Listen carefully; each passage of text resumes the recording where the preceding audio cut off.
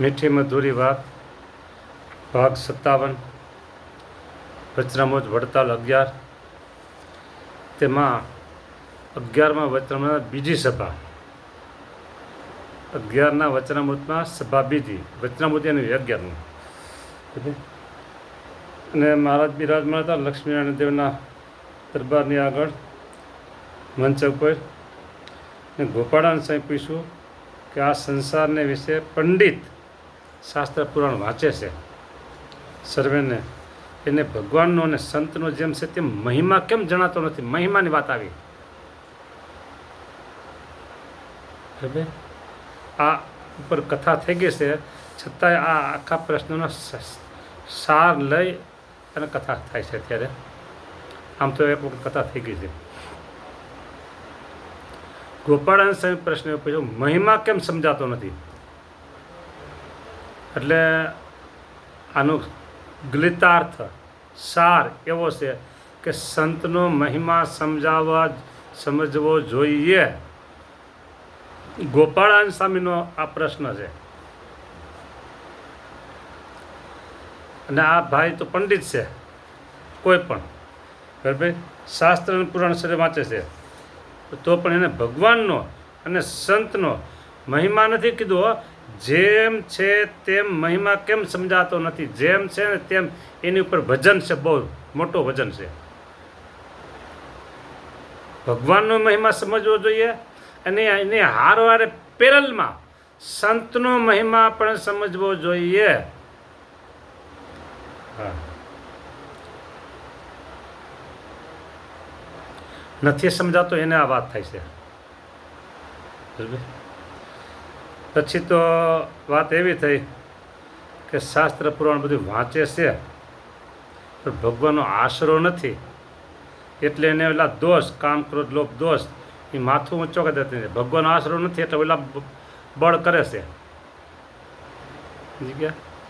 રાજાનું લશ્કર નબળું છે એટલે સામા પક્ષનું સૈન્ય બળ કરે છે. આ બાજુ આ એવું થયું. આશરો રૂપી બળ નથી. ભગવાનનો આશરો એ આશરો રૂપી બળ નથી. એટલે આ લશ્કર કયો કામ ક્રોધ એ લોભ ઈર્ષા એ પછી જોડ કરે છે, બળ કરે છે. હા, અને કામાદિક શત્રુ નિવૃત્ત નહીં પામતા હોય પછી એ એમ કે અમારે જેવું છે ને એવું સંતને છે. મયરો આદો પોતાનો ભાવ સંતના કલ્પે ને એ મયરો સમજો કલ્યાણના માર્ગમાંથી. હા, પછી તે પંડિત પોતાની પેઠે જ ભગવાન ને ભગવાનના સંતને સમજે છે. પોતાની પેઠે જ લ્યો. બરાબર, હા, સંતને દોષ સમજે માટે સંતને વિશે દોષ સમજે છે માટે શાસ્ત્ર પુરાણ વાંચે છે પણ એને ભગવાન કે ભગવાનના સંતનું જેમ છે તેમ યથાર્થ મહિમા સમજાતું નથી. એટલે લ્યો આશરો નથી. ત્યાં બધું આવ્યું તો તરત જ દીનનાથ ભટ્ટ એ પ્રશ્ન પૂછે છે કે મહારાજ બ્રહ્મ સ્વરૂપ એવા જે સત્પુરુષ બ્રહ્મ સ્વરૂપ, હા હા, હરિજન હોય તે હરિને ભજે રે રટ્ટે બ્રહ્મ થઈને પર બ્રહ્મને રે. હા, એટલે બ્રહ્મ સ્વરૂપનો અર્થ છે બ્રહ્મરૂપ થઈ ગયા હોય એમ. ત્રણ દેહથી જુદા થઈ ગયા હોય. દેખાય તો ખરા ત્રણ દેહની અંદર પણ હોય જુદા. હા, સમજી રાખો. તમારી સાથે જ બેસતા હોય ને ઉઠતા હોય, તમારી સાથે જ સર્વક્રિયા કરતા હોય, તમારી જેમ જ રીતભાત બધું વર્તન હોય પણ આ ત્રણ દેહથી પર છે અને ત્રણ દેહથી પર વર્તવું એ કંઈ બહાર દેખાતું નથી હોતું. હા, મહિમા ન એટલે સમજાતું નથી. તમે અંતરની આંખે ઓળખો. અંતરની આંખે ઓળખવાની વાત છે. આ બહાર ચામડાની આંખ ત્યાં ન ઓળખાય. સંતને ઓળખવા એ બહાર ચામડાની આંખનું કામ નથી, એ તો અંતરની આંખનું કામ છે. હા, હવે આ જે 51નું ટોળું આવે છે મધ્યના 45ના વચનામૃતમાં, એ 51નું ટોળું એકેય માનતા ન હોય.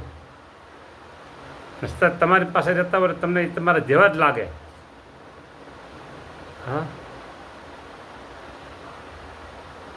ઘણી વખત એવી હોય, કરે વાતો ને તોડે બ્રહ્માંડ રે, તોય ટળે નહીં જમદંડ રે. હા હા હા હા, વાતો તમે જુઓ એટલે બ્રહ્માંડ તોડી નાખીને એવી, અને એમાં મુમુક્ષુ ખેંચાય, મુમુક્ષુ ખેંચાય, મુમુક્ષુ ખેંચાય.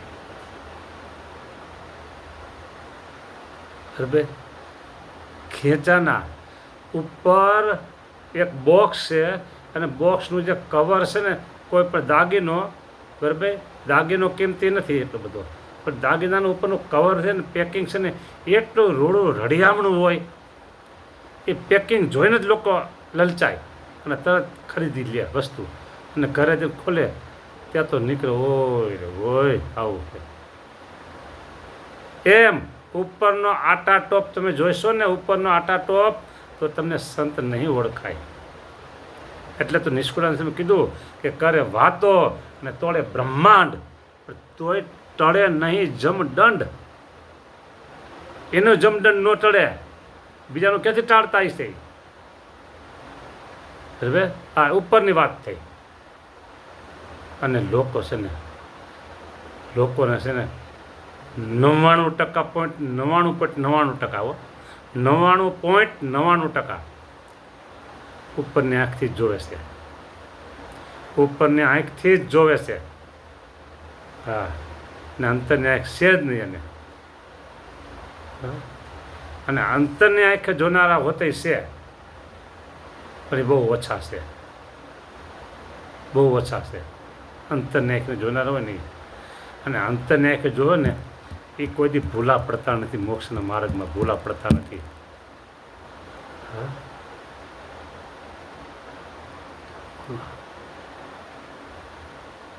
બાકી તો આ જગત છે ને ભૂલ ભૂલમણી વાળું છે. જગતના માર્ગમાં લોકો બહુ ભૂલા પડે, એડવર્ટાઈઝ સાંભળી, જાહેરાતો સાંભળી. એ જ રીતે અધ્યાત્મના માર્ગમાં છે. હા, અત્યારે જે આ વાત થાય છે ને, એ કેવળ સ્વામિનારાયણ સંપ્રદાય પૂરતી વાત નથી હો. સ્વામિનારાયણ સંપ્રદાય પૂરતી વાત નથી કરતો હું. જગતમાં ઘણા બધા મુમુક્ષુ હોય છે, પણ બિચારા હા હા હા એને અંદરની આંખ નથી, એટલે ભૂલા પડે છે. ભૂલો રે પડ્યો રે પ્રાણી, ભૂલો રે પડ્યો, તું તો ભૂમિયા વિનાનો પ્રાણી, ભૂલો રે પડ્યો. હા, અને બીજું છે ને ભૂલા પડવાનું કારણ, એને આ લોકની કાંઈક ઈચ્છાઓ જોતી હોય, પૂર્તિ કરવી હોય, એટલે આ લોકની ઈચ્છાઓ ભબકાવાળા કદાચ પૂરી કરતા હોય, થતી હોય. એમાં આનું હાલે, આનું હાલે, બેયનું હાલે. મોક્ષનો માર્ગ એકેયના હાથમાં નથી આવ્યો.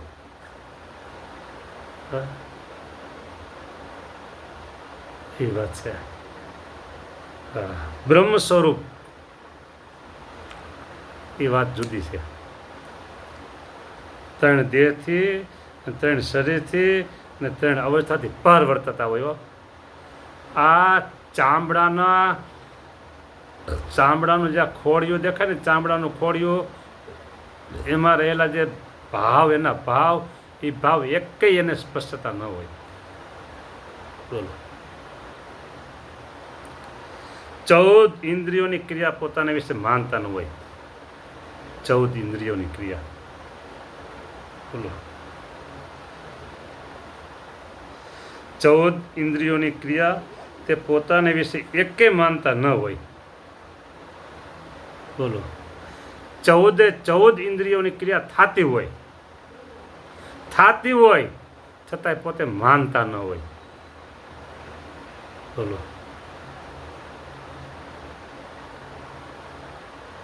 હા, 14 ઇન્દ્રિયો એ ભોજન લે કે ન લે, કયો તો ક્રિયા થઈ કે ન થઈ? જીવવા ઇન્દ્રિયની ક્રિયા થઈ કે ન થઈ? કયો એ આંખેથી જોયે કે ન જોતા, તો ક્રિયા થઈ કે ન થઈ? ભોજન લીધા પછી અમુક કલાકે જવું પડે કે ન જવું પડે? ટોયલેટ તો ક્રિયા થઈ કે ન થઈ? એમ 14 ઇન્દ્રિયોની ક્રિયા થાય છે. પાણી પીધા પછી જવું પડે કે ન જવું પડે? બાથરૂમ, પેશાબ તો ક્રિયા થઈ કે ન થઈ? છતાંય એવી એકેય ક્રિયા માનતા ન હોય. બોલો, કોઈ બોલે ચાલે વાતચીત કરે તો કાને સાંભળે કે ન સાંભળે? છતાં એ કાનની ક્રિયા પોતે કરી પણ સાંભળતા એ ક્રિયા મેં કરી માનતા જ ન હોય. ભગવાનને ચડેલું ફૂલ, સુગંધ, પુષ્પ, સુગંધ, સૂંઘવાની ક્રિયા થઈ કે ન થઈ? એ તો ભગવાન સંબંધી છે. પણ ક્યાંક ચાલ્યા જતા હોય અને ઉપરથી પવન ખરાબ આવે તો ગંધ ન આવે, છતાં એ ક્રિયા પોતાના વિશે માને નહીં. ટાટોનો પવન લાગે કે ન લાગે ત્વચા, તો એ ક્રિયા પોતાના વિશે માને નહીં. બોલો, આ વાત બહુ સમજવા જેવી છે. હવે એમ કહે છે કે જ્યાં સુધી સત્પુરુષનો મહિમા એને ન જણાય ત્યાં સુધી બ્રહ્મ સ્વરૂપની વિશે સ્થિતિ ન થાય. મહિમા ન સમજાય ત્યાં સુધી સ્થિતિ ન થાય. બરાબર? અને આત્માને વિશે સ્થિતિ થયા વિના, આત્માને વિશે સ્થિતિ થયા વિના સત્પુરુષનો મહિમા પણ ન સમજાય. જો માટે પરસ્પર વિરોધ આવ્યો. પરસ્પર વિરોધ આવ્યો. તે વિરોધ ટળે તે ઉપાય કહો. બોલો, જેને જ્યારે મોટા પુરુષના સરખી સ્થિતિ થાય ત્યારે મોટા પુરુષ જેમ વર્તે છે તે સત્ય મનાય. મોટા પુરુષ જ્યારે એને મોટા પુરુષના સરખી સ્થિતિ થાય, મોટા પુરુષના સરખી સ્થિતિ થાય એના જમાન, ત્યારે એ મોટા પુરુષ જેમ વર્તે છે તેમ સત્ય મનાય. એના સરખી સ્થિતિ થાય ત્યારે. તો જ્યાં સુધી એ સત્પુરુષનો મહિમા એને ન જણાય ત્યાં સુધી બ્રહ્મ સ્વરૂપની સ્થિતિ થતી નથી. અને સ્થિતિ થાય ત્યાં મહિમા સમજાતો નથી, અને મહિમા સમજાવવા સ્થિતિ થતી નથી. ને આત્માને વિશે સ્થિતિ થયા વિના સત્પુરુષને મહિમા જણાતો નથી. માટે પરસ્પર વિરોધ આવ્યો. તે વિરોધ ટળે તે ઉપાય કયો. બરાબર? હવે મહારાજ કહે છે કે પૃથ્વીને વિશે જે ભગવાનનો અવતાર તેને મળેલા જે સંત, તે સંગાતે જ્યારે એને અતિશય પ્રીતિ થાય, મળેલા અંતરથી મળેલા ભાઈ, આમ દેહથી મળેલા નહીં, અંતરથી મળેલા.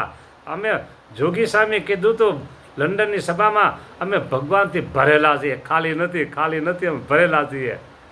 તો જોગી સ્વામીએ કીધું હોય, બરાબર? તો જોગી સ્વામીની સાથે રહેતા હોય, જોગી સ્વામીની સેવા કરી હોય, જોગી સ્વામીના ભેળા રહેતા હોય, જોગી સ્વામીના આશીર્વાદ લીધા, એ ભગવાનથી ભરેલા ન હોય? જોગી સ્વામી એક એમ હોય તો ગુરુદેવ શાસ્ત્રીજી મહારાજ એવા ન હોય?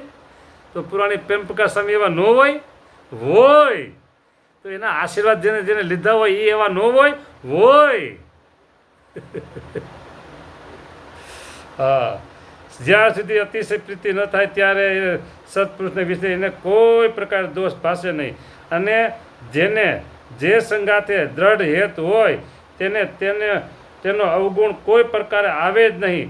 અને એના વચન પણ સત્ય મનાય. એવી રીતે લૌકિક માર્ગમાં પણ રીતિ છે અને કલ્યાણ માર્ગમાં રીતિ છે. માટે સત્પુરુષને વિશે દ્રઢ પ્રીતિ એ જ આત્મદર્શનનું કારણ છે.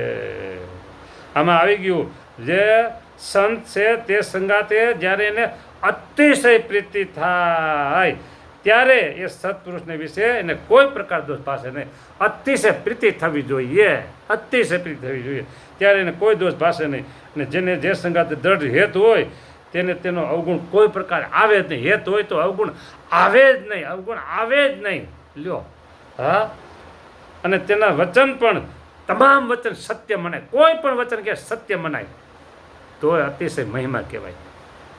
આ વચન મનાય ને આવું વચન આમાં હશે? શંકાનો કીડો હલનચલન થાય ને, શંકાનો કીડો હળવળ હળવળ હળવળ હળવળ થાય તો ખલાસ, મહિમા નથી. શંકાનો કીડો હળવળ હળવળ થાય તો ખલાસ, મહિમા નથી. લ્યો, અવગુણ કોઈ પ્રકાર ભાષે જ નહીં. સત્પુરુષને વિશે એ જ દ્રઢ પ્રીતિ, એ જ આત્મદર્શનનું સાધન હો. અને સાધન ને સત્પુરુષનો મહિમા જાણવાનું પણ એ જ સાધન, ને પરમેશ્વરનું સાક્ષાત દર્શન થયાનું પણ એ જ સાધન છે. જય સ્વામિનારાયણ. લ્યો, ઇતિ વચનામૃત વડતાલનું 11મું થયું. હવે મારે જે આ ભાગ આપણે પૂરો થયો 57મો. હવે 58ના ભાગમાં પાછા સંતના મહિમાની વાત કરવી છે. જય સ્વામિનારાયણ.